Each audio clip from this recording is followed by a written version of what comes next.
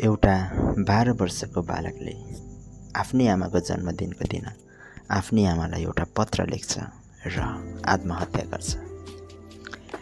त्यस पत्रमा लेखेको थियो कि हजुरलाई जन्मदिनको धेरै धेरै शुभकामना आमा।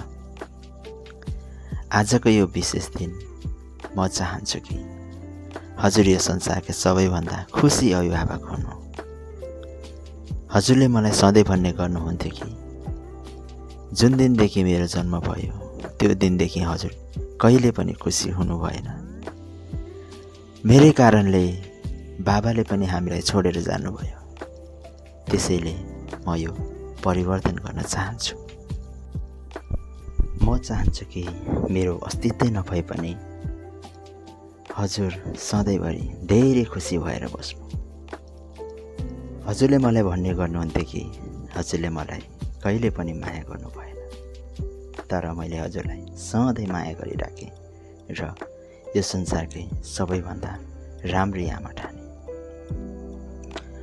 म आशा गर्छु कि एक दिन हजुरले मलाई सम्झिनुहुनेछ र यो पनि आशा गर्छु कि जुन दिन हाम्रो भेट स्वर्गमा हुनेछ त्यो दिन हजुरले मलाई अँगालोमा बेरेर धेरै माया गर्नुहुनेछ।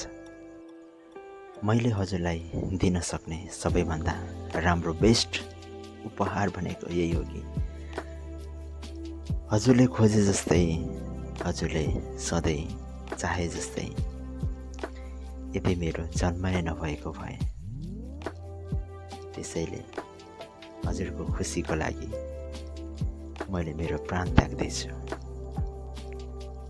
फेरि पनि हजुरलाई जन्मदिनको धेरै धेरै शुभकामना आमा।